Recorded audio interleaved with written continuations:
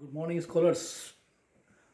MDS university Ajmer के BA part third political science के paper first और बीए ऑनर्स पार्ट सेकंड के पाँचवें पेपर के मेरे प्रिय युवा साथियों, कल हमने यूनानी राजनीतिक दर्शन के एक बेहद मजबूत आधार स्तंभ प्लेटो के बारे में बातचीत समाप्त की है और आज मैं आपको एक दूसरे आधार स्तंभ की ओर लेकर मुड़ता हूँ।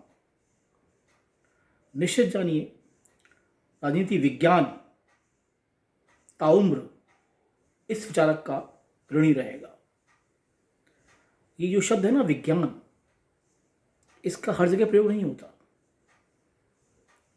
इसका विशिष्ट अर्थ है, विशेष गुण आपको विज्ञान शब्द से शोभित होने का अवसर देते हैं।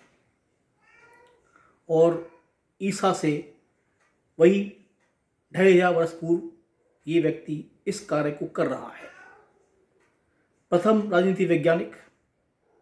और आप इस बात पर आश्चर्य करेंगे कि समाज विज्ञान और प्राकृतिक विज्ञान दोनों में ये व्यक्ति समान रूप से पढ़ा जाता है, सम्मान पाता है। नेचुरल साइंसेज में एंड सोशल साइंसेज में, दोनों में। जी हाँ, आज हम बात करेंगे अरस्तु की, एरिस्टोटल। कल्पना करें जिस शख्स के बारे में महान प्लेटो ने ये कहा हो कि अरस्तु अकादमी का मस्तिष्क है, वो कितना प्रतिभाशाली रहा होगा। 400 से अधिक पुस्तकें, सोचिए, जीवन बीत जाते हैं, इतनी पुस्तकें हमारे पुस्तकालय में नहीं होती कई बार। 400 किताबें लिखना अलग अलग विषयों पर, और विषय देखेंगे तो आप ताज्जुब में पड़ जाएंगे। प्राणी विज्ञान में, जूलॉजी में, राजनीति पर, न्याय पर, शासन पर, संगीत पर, लॉ पर, भाषा पर, कोई ऐसा क्षेत्र नहीं है जहां अरस्तु नहीं है। और यही कारण है कि उनकी इतनी खूबियों को देखकर उन्हें मास्टर ऑफ ऑल, सभी कलाओं का मर्मज्ञ कहा गया है। आज मैं doctor Manoj Awasthi, associate professor, SPC government college Ajmer, आपको उनके परिचय के बारे में और उनके जीवन के बारे में कुछ बताने का प्रयास करूंगा।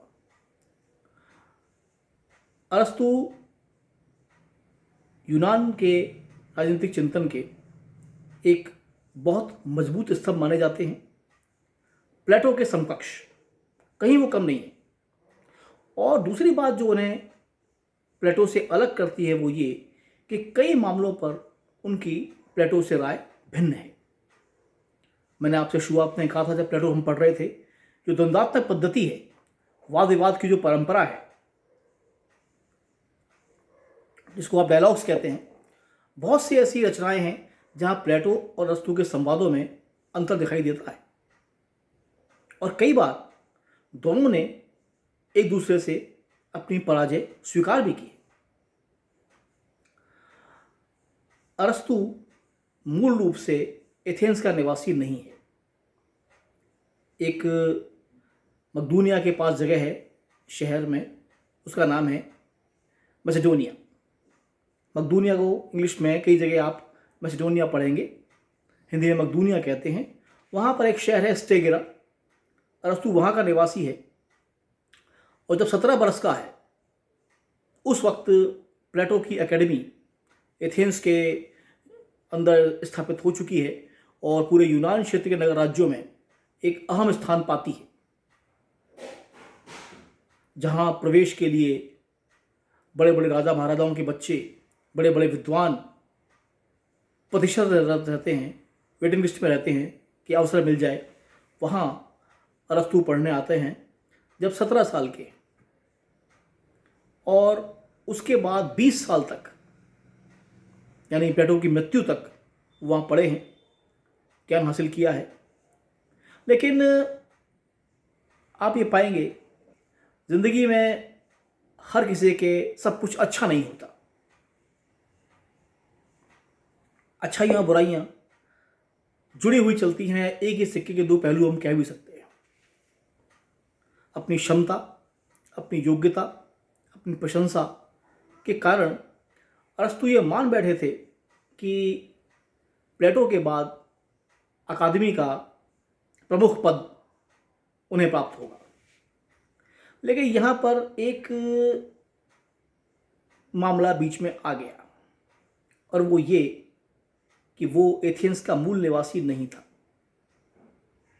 आप देखते होंगे, आप याद करें, आपने पढ़ा है, जो विभिन्न देशों में चुनाव होते हैं वहाँ लिखा जाता है कि वो उस देश का मूल निवासी हो। ये आज की परंपरा नहीं है, बहुत पुरानी है। कभी लाभ देती है, कभी हानि। अरस्तु को इससे हानि हो गई। आप अंदाज लगा सकते हैं कि अगर वो एकेडमी का कुलपति बना होता तो एकेडमी कहाँ से कहाँ पहुँचती। लेकिन ये एक मामला बीच में आया कि वो एथेंस का मूल निवासी नहीं था, और प्लेटो के एक रिश्तेदार को, उनका भतीजा था, उसको एकेडमी की जिम्मेदारी मिली। तो अरस्तु बड़े शुद्ध होकर, निराश होकर वहाँ से वापस चले गए। लेकिन तब तक वो लोकप्रिय हो चुके थे, और इसी दौरान वो अन्य जगहों पर गए जो कि प्रतिभा संपन्न थे। और जब अकादमी में पढ़ रहे थे तो अकादमी तो पूरे के पूरे यूनान क्षेत्र के विभिन्न नगर राज्यों का एक समूह थी। कुल जहान के बच्चे वहाँ पढ़ रहे थे, तो उनके साथ में संपर्क भी था। तो वहाँ पर एक जगह के शासक ने एशिया माइनर में उनको बुलाया, और वहाँ के शासक एतोर्नियस ने उन्हें अपने राज्य में आने की छूट दी। अरस्तु ने वहाँ जाकर एकेडमी की एक शाखा स्थापित की और कुछ समय पढ़ाया। वहीं उनका विवाह भी हुआ, और कुछ साल उन्होंने सुकून से गुजारे। और राजनीति, नीति शास्त्र और धर्म, इन तीन चीज़ों का अध्ययन उन्होंने वहाँ रहकर किया। इसी दौरान बदलाव हुआ, सत्ता बदली, क्योंकि अधिकांश जगह राजतंत्र हुआ करते थे, और राजतंत्रों में सत्ता बदलने में देर लगती नहीं थी। अरस्तु वहाँ से निकलते हैं और वापस मकदूनिया आते हैं।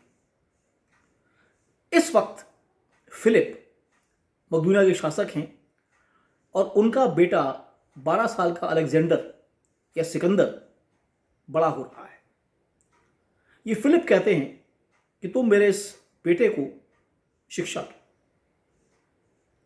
अरस्तु सिखाते हैं, और सिकंदर ने भी अपने पूरे जीवन भर अपने गुरु का बड़ा सम्मान किया।